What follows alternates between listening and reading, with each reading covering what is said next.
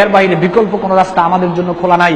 বলতেছিলাম সৎ কাজের আদেশ, অসৎ কাজের নিষেধ যদি বাংলার জমিনে থাকতো, পয়লা বৈশাখকে কেন্দ্র করে বাংলার জমিনে এত গান বাজনা হয় না, এত গান বাজনা হয় না। উত্তরখানে একটা প্রোগ্রাম করলাম 14 তারিখ, প্রোগ্রামে ঢোকার আগে দেখলাম পুলিশ সেখানে বাধা। জিজ্ঞেস করলো আপনারা প্রোগ্রামের অনুমতি কার কাছ থেকে নিয়েছেন?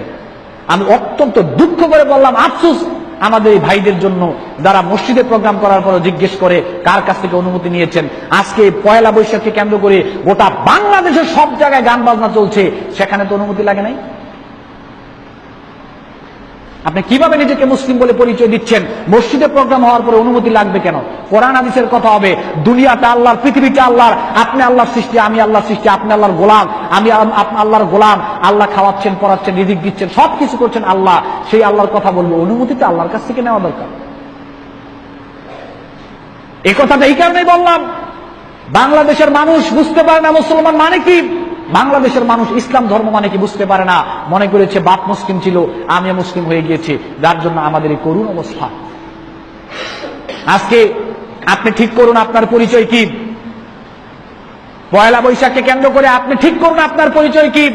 আপনার পরিচয়, আপনি কি বাঙালি না আপনি মুসলিম, এটা আপনাকে ঠিক করতে হবে।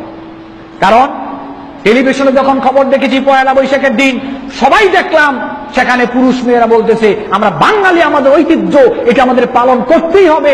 এরা খুব খুশি বাঙালি পরিচয় দিয়ে, কিন্তু আরেকটা পরিচয় আছে, তারা মুসলিম। আপনার পরিচয় বাঙালি না আপনি মুসলিম, এটা আপনাকে ঠিক করতে হবে। যদি আপনার পরিচয় বাঙালি হয় তাহলে পয়লা বৈশাখ পালন করা আপনার জন্য জায়েজ, আর যদি আপনার পরিচয় মুসলিম হয় পয়লা বৈশাখ পালন করা আপনার জন্য হারাম। আপনি ঠিক করুন আপনার পরিচয় কোনটা। তাই বলে আপনি বাঙালি পরিচয় দিবেন না, না এরকম না, আপনি বাঙালি পরিচয় দিবেন, কিন্তু আগে আপনাকে বলতে হবে আমি মুসলিম বাঙালি।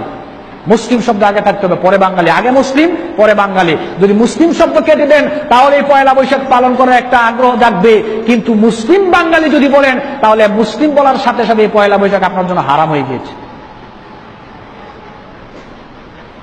সম্মানিত উপস্থিতি, আসুন আমরা সবাই ইসলাম ধর্মটাকে জানি।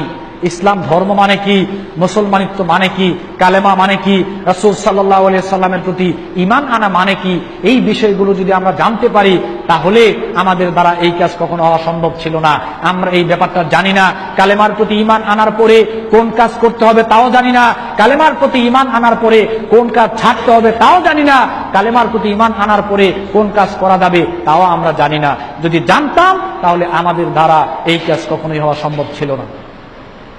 বক্তব্যের শেষ পর্যায়ে সর্বশেষ একটা কথা স্মরণ করিয়ে বক্তব্য শেষ করে দিচ্ছি। আমাদের পরিচয় আমরা মুসলিম, আমাদের পরিচয় আমরা মুসলিম, আমাদের প্রথম পরিচয় আমরা বাঙালি না।